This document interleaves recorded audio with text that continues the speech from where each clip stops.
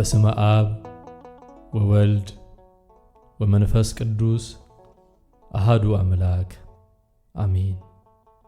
መንፈሳዊ አገልግሎትና መንፈሳዊ አገልጋይ የግብጽ ኦርቶዶክስ ቤተክርስቲያን ፓትርያርክ ቅዱስነታቸው አቡነ ሺኖዳ እንደጻፉት አያሌው ዘኢየሱስ እንደተረጎመው ምዕራፍ 4 ስኬታማ አገልግሎትን ስለማመዛዘን። የእግዚአብሔር ሚዛን ከሰው ሚዛን የተለየ ነው። እርሱ የሰዎችን ልብ ስለሚመለከት ሁሉንም ነገር ያውቃል።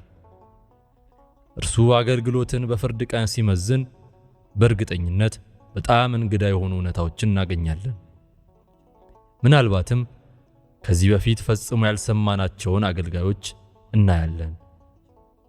ምናልባትም ደግሞ በአገልግሎት ከኛ አብረውን የነበሩትን አገልጋዮች ላናያቸው እንችል ይሆናል።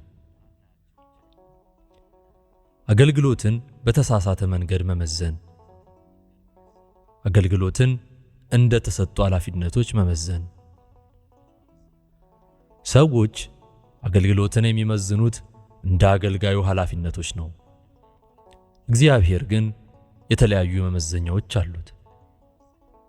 እስቲ እንደ ምሳሌ አድርገን የመጀመሪያውን ዲያቆን እስጢፋኖስን እንመልከት። እርሱ ዲያቆን ብቻ እንጂ ከዚህ የተለየ ማዕረግ አልነበረውም። ቅድስት ቤተክርስቲያን የእርሱን የአገልግሎት ብርታት በቤተክርስቲያን ውስጥ ከሰጠችው ማዕረግ አንጻር ብትመዝነው እርሱ በጣም ከፍተኛ ተብሎ ሊታይ አይችልም። ይሁን እንጂ እርሱ በነበረበት ሁኔታ የሚጠቀሰው ከፓትርያርኮች ሁሉ በፊት ነው።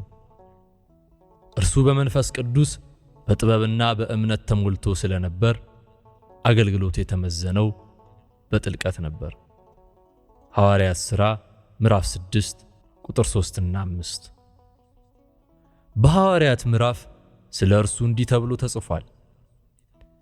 እስጢፋኖስም ጸጋና ኃይልን ተሞልቶ በሕዝቡ መካከል ድንቅና ታላቅ ምልክትን ያደርግ ነበር። የሐዋርያት ሥራ ምዕራፍ 6 ቁጥር 8። እርሱ የነፃ ወጪዎች የእስክንድሪያና የኪልቅያ ምኩራቦች በአንድ ላይ ተነስተው ቢከራከሩትም ይናገርበት የነበረው ጥበብና መንፈስ ይቃወሙ ዘንድ አልቻሉም እንዳለ ሐዋርያት ሥራ ምዕራፍ 6 ቁጥር 10። ይህ ስለሆነ እርሱ እጅ ከተጫነበት በኋላ ዲያቆን ከሆነ በኋላ የእግዚአብሔርም ቃል እየሰፋ ሄደ። በኢየሩሳሌምም የደቀ መዛሙርት ቁጥር እየበዛ ሄደ። ከካህናትም ብዙ ሰዎች ለሃይማኖት ይታዘዙ ነበር። ሐዋርያት ሥራ ምዕራፍ 6 ቁጥር 7። ብርቱ የነበረው የእስጢፋኖስ አገልግሎት ይህ ስለነበር አይሁድ ሊቋቋሙት አልቻሉም። ስለሆነም በድንጋይ ወግረውታል። በዚህ ጊዜ እንዲህ አለ፣ እነሆ ሰማያት ተከፍተው የሰው ልጅም በእግዚአብሔር ቀኝ ቆሞ አያለው። ሐዋርያት ሥራ ምዕራፍ 7 ቁጥር 56። በሸንጎ ተቀምጠው የነበሩትም ትኩር ብለው ሲመለከቱት እንደ መልአክ ፊቱ ሆኖ ፊቱን አዩት። ሐዋርያት ሥራ ምዕራፍ 6 ቁጥር 15። እስቲ ደግሞ ሶርያዊው ቅዱስ አብርሃምን ምሳሌ አድርገን እንመልከት። እርሱ አርዮሳውያንን በብርታት በመቃወም ስለ እውነተኛይቱ እምነት ሲል ተጋድሏል። በዚያን ጊዜ እርሱ የነበረው ማዕረግ በሺዎች ለሚቆጠሩ የሰንበት ትምህርት ቤት አገልጋዮች እንደሚሰጠው ያለ በቤተ ክርስቲያን ውስጥ ተገኝቶ ንባባት የማድረግ ማዕረግ ነበር። ቅዱስ አብርሃም የመንፈስ ቅዱስ ማሲንቆ እና መምህሩ ተብሎ ተጠርቷል።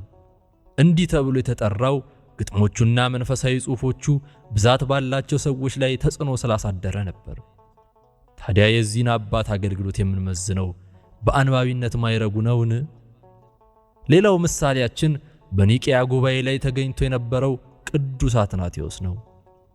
እርሱ በዚያን ጊዜ የዓለምን አብያተ ክርስቲያናት ወክለው በመጡት 318 ታዋቂ አባቶች፣ ጳጳሳትና ካህናት መካከል አንድ ዲያቆን ብቻ ነበር። የእርሱ ሥራ የተመዘነው አርዮስን በተቃወመበት አመለካከቱና ትክክለኛዋን እምነት ለመከላከል ባሳየው ቅንዓት ነበር። እርሱ ከዚህ በተጨማሪ ይህን ኑፋቄ የሚያስተባብለውና የዓለም አብያተ ክርስቲያናት የሚያምኑበትን የእምነት ቀኖና አርቅቋል። እዚህ ላይ አገልግሎት የተመዘነው በነበረው ማዕረግ አልነበረም፣ በነበረው ኃይልና ተጽዕኖ እንጂ። ጫማ ሰፊው ስምዖን ሌላው ምሳሌያችን ሲሆን እርሱ በቤተ ክርስቲያን ውስጥ ምንም አይነት ማዕረግ የሌለው ምዕመን ነበር።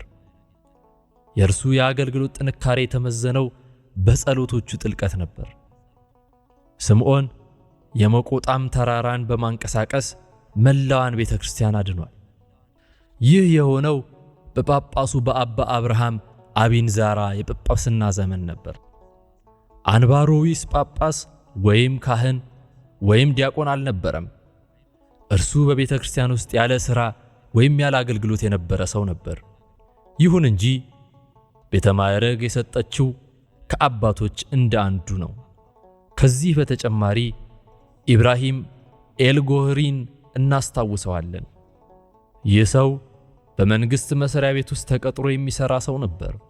ይሁን እንጂ ለቤተ ክርስቲያን ጥልቅ ፍቅር የነበረው የእርሱን የአገልግሎቶች ማለትም ገዳማትና አብያተ ክርስቲያናትን መገንባቱና ድሆችን መርዳቱ ብዛት ካላቸው ከሌሎቹ አገልጋዮች በላይ ያስቀምጡታል።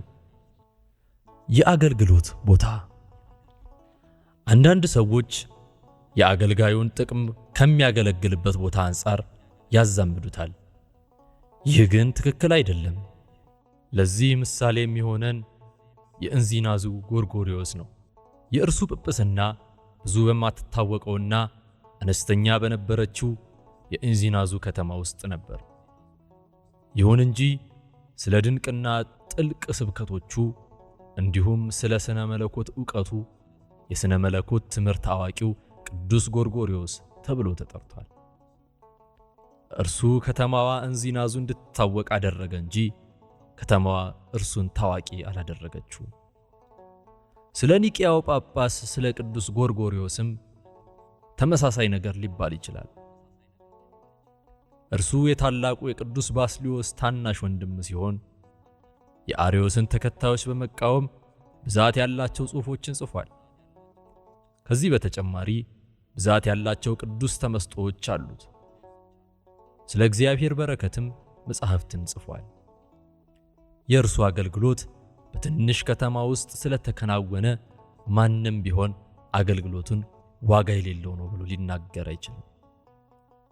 መድኃኒታችን ኢየሱስ ክርስቶስ ራሱ የተወለደው ታናሽ በምትባለው የይሁዳ ግዛት በቤተልሔም ውስጥ ነበር። ማቴዎስ ወንጌል ምዕራፍ 2 ቁጥር 6። እርሱ ከናዝሬት ጋር የተዛመደ በመሆኑም አንዳንዶች ከናዝሬት መልካም ነገር ሊወጣ ይችላልን? ዮሐንስ 1:46 በማለት ይገረሙ ነበር። ይሁን እንጂ ናዝሬትን እርሱ ታዋቂ ስላደረጋት የናዝሬቱ ኢየሱስ ማቴዎስ ወንጌል ምዕራፍ 26 ቁጥር 71 ተብሎ ተጠርቷል። ጌታ ቤተልሔምን ታዋቂ ስላደረጋት ቅዱስ ቦታ ሆናለች።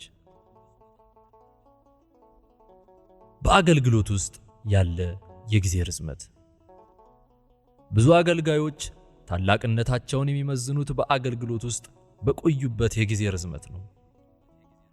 ይሁን እንጂ በአጭር የአገልግሎት ጊዜ ውስጥ ይበልጥ ውጤታማና ምርታማ የሆኑ አገልጋዮች አሉ። መጥምቁ ዮሐንስ ያገለገለው ለ2 ዓመታት ብቻ ነበር። በዚህ አጭር ጊዜ ውስጥ የጌታን መንገድ አዘጋጅቷል። በኤልያስ መንፈስና ኃይል በፊቱ ይሄዳል። ሉቃስ ወንጌል ምዕራፍ 1 ቁጥር 17። በምድር ላይ የክርስቶስ የሥጋዊ ቆይታ በጣም አጭር ነው። እርሱ ያገለገለው ለ3 ዓመታት ያህል ነው። ይህ አገልግሎቱን ካጠናቀቀ በኋላ ለአባቱ እኔ ላደርገው የሰጠኸኝን ሥራ ፈጽሜ በምድር አከበርኩ ዮሐንስ ወንጌል ምዕራፍ 17 ቁጥር 4 በማለት ተናግሮ ነበር። እርሱ የፈጸመው ማዳኑን ማስተማሩንና ድንቅ ምሳሌ መሆኑን ነበር። ጳጳስ ቄርሎስ 4ኛ ያገለገሉት ለ8 ዓመታት ብቻ ነው። ይሁን እንጂ ቤተ ክርስቲያን ስለ ጥልቅ አገልግሎታቸው ስትል የለውጥ አባት ብላ ጠርታቸዋለች። ብዛት ያላቸው ካህናት በአጭር የአገልግሎት ዘመኖቻቸው ውስጥ ስኬታማዎች መሆናቸው ተረጋግጧል። ከነዚህም መካከል አንዱ በላይ ግብጽ ውስጥ ከምትገኘው በማላዊ ከተማ ነዋሪ የነበሩት አባ ማናሳ ዮሐንስ ናቸው። እኒህ አባት የሞቱት በ30 ዓመታቸው ነበር። በዚህ አጭር የሕይወት ዘመናቸው በሺዎች የሚቆጠሩ ስብከቶች ሰብከዋል። ብዙ መጻሕፍት ጽፈዋል። በጉባኤዎቻቸውም ላይ ታላቅ መንፈሳዊ ተጽዕኖ አሳድረዋል። ሌላው ለአጭር ጊዜ ያገለገሉት ካህን የባቂው አባ እንጦንስ ናቸው። እኚህ አባት ወደ አሜሪካ በ1972 ዓመተ ምህረት ከሄዱት ካህናት መካከል የመጀመሪያው ነበሩ። ያገለገሉት ለ5 ዓመታት ብቻ ነበር። የእኚህ አባት አገልግሎት በጉባኤዎቻቸው ሰዎች ዘንድ አሸብርቆ የነበረው ክርስቶስን ያወቅነው አንተን ያወቅን ዕለት ነው በሚለው አረፍተ ነገር ነበር። እኚህ ካህን በእንግድነት ወደ ቤተ ክርስቲያን ሄደው ስብከት ቢሰብኩ እርሳቸው በዚያች ቤተ ክርስቲያን ውስጥ ሊሰሩ የሚችሉት ሥራ ይህ ብቻ ሊሆን ይችላል። ይሁን እንጂ የተናገሯቸው ቃላት ውጤታማ ስለሆኑ ከረጅም ዓመታት በኋላ ሕዝቡ እነዚህ ቃላቶቻቸውን ያስታውሳቸዋል። ሌላው ሰው ግን በአንድ ቤተ ክርስቲያን ውስጥ ለረጅም ዓመታት ያህል ቢሰብክም የእኒህን ካህን የሚያህል ተጽዕኖ ሊያሳድር ይችላል። የቅዱስ ጳውሎስ የአንድ ቀን አገልግሎት ከሌላ ሰው የረጅም ዓመታት አገልግሎት የሚልቅና ጥልቅ ነው። የምታገለግላቸው ሰዎች ብዛት ይህ የአንድን ሰው አገልግሎት ውጤት መለኪያ ወይም መመዘኛ መስፈርት ሆኖ ሊቀመጥ አይችልም። ዋናው መስፈርት በአገልግሎታችሁ ተጽዕኖ ያደረባቸውና በዚህም ምክንያት በመጣው ውጤት ወደ እግዚአብሔር ሊደርሱ የቻሉ ሰዎች ቁጥር ነው። መድኃኒታችን ኢየሱስ ክርስቶስ ራሱ በሺዎች ለሚቆጠሩ ሰዎች ሰብኳል። እርሱ ከዚህ በተጨማሪ 12ቱን ሐዋርያት አገልግሏል። እነዚህ 12ቱ በሺዎች ከሚቆጠሩ ሰዎች ይበልጥ ጠቃሚ ነበሩ። እነርሱ ከክርስቶስ እርገት በኋላ ብዛት ያላቸው ከተሞችና አገራትን ወደ እምነት ሊስቡ ችለዋልና። ጠቃሚው ነገር የአድማጮች ቁጥር አይደለም፣ ቃሉን በደስታ የተቀበሉት ሰዎች ቁጥር እንጂ። እነዚህን ሰዎች ፍሬ እንዲያፈሩ ያደረጋቸው ወደ ንስሐ፣ ወደ ቅድስናና ወደ ፍጹምነት የመራቸው ይህ ቃል ነውና። የአገልግሎት ብዛት ይህ በአንድ ጊዜ ብዛት ያላቸውን አገልግሎቶችን ማከናወንን የሚመለከት ነው። ምናልባት እነዚህ ሁሉ ነገሮች በማድረግ ባተሌ ልትሆኑ ስለምትችሉ ሁሉንም ነገር መቆጣጠር ይሳናችኋል። የዚህ ውጤቱም አገልግሎቱ መንፈሳዊነቱን ማጣት ይሆናል። ታዲያ መንፈሳዊ አገልግሎት ሊለካ የሚችለው በምንድን ነው? የስኬታማ አገልግሎት መሰረታዊ ጉዳዮች፣ በአገልግሎት ውስጥ የሚገኝ ኃይል ምንጭ፣ የአገልግሎት ጥቅም መገኛ ከኃይሉ፣ ከጥልቀቱ፣ ከፍቅሩና ከመሰጠቱ የሚመጣ ነው። በሰዎች ላይ ተጽዕኖ የሚያሳድሩትና ለውጥ የሚያመጡት እነዚህ ናቸው። ውጤታማ ቃል ክብር ይግባውና ይህ በመድኃኒታችን በኢየሱስ ክርስቶስ አገልግሎት ውስጥ ግልጽ ሆኖ ታይቷል። ለዚህ ኢየሱስ ክርስቶስ ለማቴዎስ ያቀረበለትን ጥሪ ማጤን ግድ ይለናል። ኢየሱስም ከዚያ አልፎ በመቅረጫው ተቀምጦ የነበረ ማቴዎስ የሚባል አንድ ሰው አየና ተከተለኝ አለው።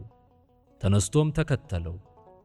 ማቴዎስ ወንጌል ምዕራፍ 9 ቁጥር 9፣ ማርቆስ ወንጌል ምዕራፍ 2 ቁጥር 14። ይህ ቀረጥ ለመሰብሰብ ኃላፊነት ለተሰጠው ሰው የተነገረ አንድ ቃል ነው። የዚህ ቃል ውጤት ግን ማቴዎስ ሥራውን እንዲተው ከተቀመጠበት እንዲነሳና የሚሄድበትን ሳያውቅ ክርስቶስን እንዲከተል አድርጎታል። ከደቀ መዛሙርቱ መካከል አሳ አጥማጆች ለነበሩት ለአራቱ የቀረበላቸው የጥሪ ግብዣ እንዲሁ ተመሳሳይ ኃይል ነበረው። ስለ እነርሱ ጥሪ የተጻፈው እንዲህ ተብሎ ነው።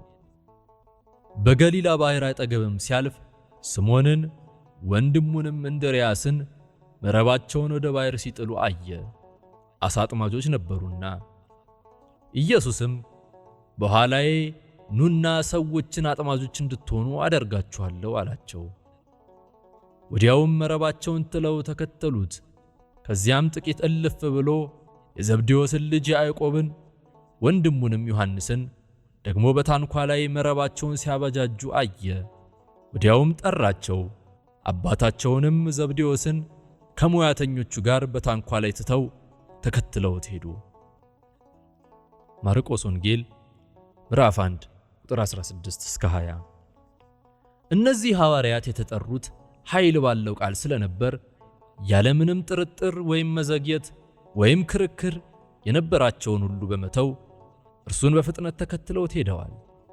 እነርሱ ትተው የሄዱት አባታቸውን፣ መረባቸውንና ሁሉን ነገሮቻቸውን ነው።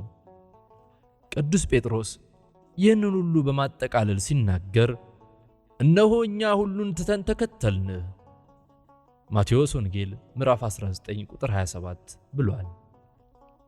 ከዚህ በተጨማሪ አምላካችን ኢየሱስ ክርስቶስ በትምህርቱና በስብከቱ በሌሎች ሰዎች ላይ ተጽዕኖ አሳድሯል። እርሱ የተራራው ስብከቱን በጨረሰ ጊዜ ስለ እርሱ እንዲህ ተብሎ ተጽፏል። ኢየሱስም ይህን ነገር በጨረሰ ጊዜ ሕዝቡ በትምህርቱ ተገረሙ። እንደ ጻፎቻቸው ሳይሆን እንደ ባለሥልጣን ያስተምራቸው ነበርና። ማቴዎስ ወንጌል ምዕራፍ 7 ቁጥር 27 እስከ 28። በቅፍርናሆምም ስላስተማረው ትምህርቱም ተመሳሳይ ነገር ተጽፏል። ማርቆስ ወንጌል ምዕራፍ 1 ቁጥር 22። ምንም እንኳን የተከራከሩት ሰዎች ቢኖሩም የእርሱ ቃላት የማሳመን ኃይል ነበራቸው። እርሱ ለጻፎችና ለፈሪሳውያን አንድ ሰው እንዴት በሰንበት መልካም ማድረግ እንደሚገባው ማቴዎስ ወንጌል ምዕራፍ 12 ቁጥር 1 እስከ 12 እና ስለ ትንሣኤ ከገለጸላቸው በኋላ ስለነበረው ሁኔታ የተጻፈው እንዲህ ተብሎ ነው። ፈሪሳውያንም ሰዱቃውያንን ዝም እንዳሰኛቸው በሰሙ ጊዜ ማቴዎስ ወንጌል ምዕራፍ 23 ቁጥር 13። ከዚህ በተጨማሪ እንዲህም ተብሎ ተጽፏል። አንድም ቃልስ እንኳ ይመልስለት ዘንድ የተቻለው የለም። ከዚያም ቀን ጀምሮ ወደፊት ማንም ሊጠይቀው አልደፈረም። ማቴዎስ ወንጌል ምዕራፍ 22 ቁጥር 46። ቃላቱ ሙቀትና ፍቅር ስለነበራቸው በሌሎች ሰዎች ላይ ተጽዕኖ አሳድረዋል። እርሱ ለዘኬዎስ ዘኬዎስ ሆይ ዛሬ በቤትህ ውል ዘንድ ይገባኛልና ፈጥነህ ውረድ ሉቃስ ወንጌል ምዕራፍ 19 ቁጥር 5 ሲለው ቃሉ ጥልቀትና ሙቀት ያላቸው ስለነበሩ ዘኬዎስን ወደ ንስሐ መርተውታል። በመሆኑም እርሱ ለኢየሱስ ክርስቶስ እንዲህ በማለት ተናግሯል። ጌታ ሆይ ካለኝ ሁሉ እኩሌታውን ለድሆች እሰጣለሁ። ማንንም በሐሰት ከስሼ እንደሆንኩ 4 እጥፍ እመልሳለሁ። ኢየሱስም እርሱ ደግሞ የአብርሃም ልጅ ነውና ዛሬ ለዚህ ቤት መዳን ሆኖለታል አለው። ሉቃስ ወንጌል ምዕራፍ 19 ቁጥር 8 እስከ 10። ይህ ሁሉ የሆነው ኢየሱስ ክርስቶስ በተናገረው በአንድ ብርቱ ቃል ነው። ተመሳሳይ ኃይል ያላቸው ቃላት በአባቶቻችን በሐዋርያት አገልግሎት ውስጥ ተገልጠዋል። ሐዋርያው በቅዱስ ጴጥሮስ የበዓለ 50 ዕለት በተሰበከው አንድ ስብከት የተጠመቁ 3000 ነፍሳትን የዚያን ዕለት ወደ እምነት አስገብቷል። የሐዋርያት ሥራ ምዕራፍ 2 ቁጥር 37 እስከ 41። የአንድ ቃል ኃይል ቅዱስ ጳውሎስ ተከሶ በአገረ ገዢው በፊልክስ ፊት በቆመ ጊዜም ተገልጦ ታይቷል። እርሱም ስለ ጽድቅና ራስን ስለ መግዛት ስለሚመጣውም ኩነኔ ሲነጋገር ሳለ ፊልክስ ፈርቶ አሁንስ ሂድ በተመቸኝም ጊዜ ልክ ያስጠራሃለሁ ብሎ መለሰለት። የሐዋርያት ሥራ ምዕራፍ 24 ቁጥር 25። ንጉሥ አግሪጳም ለቅዱስ ጳውሎስ በጥቂት ክርስቲያን ልታደርገኝ ትወዳለህ የሐዋርያት ሥራ ምዕራፍ 26 ቁጥር 28 ብሎት ነበር። የመስጠት ኃይል። አንዳንድ አገልጋዮች የሚወዱት ችግር ወይም ጥረት የሌለበትን ቀላል አገልግሎት ነው። ይሁን እንጂ የአገልግሎት ኃይል የሚገለጠው መከራውን በፍቅር በመስጠትና በሐሴት መሸከም ሲቻል ነው። ለዚህ ምሳሌ የሚሆነንን የሐዋርያው የቅዱስ ጳውሎስ አገልግሎት ነው። ብዙ ጊዜ በመንገድ ሄድኩ፣ በወንዝ ፍርሃት፣ በወንበዴዎች ፍርሃት፣ በወገኔ በኩል ፍርሃት፣ በአሕዛብ በኩል ፍርሃት፣ በከተማ ፍርሃት፣ በምድረ በዳ ፍርሃት፣ በባህር ፍርሃት፣ በውሸተኞች ወንድሞች በኩል ፍርሃት ነበረብኝ። በድካምና በጥረት ብዙ ጊዜ እንቅልፍ በማጣት በራብና በጥም ብዙ ጊዜ በመጦም በብርድና በራቁትነት ነበሩ። ሁለተኛ ቆሮንቶስ ምዕራፍ 11 ቁጥር 26 እስከ 27።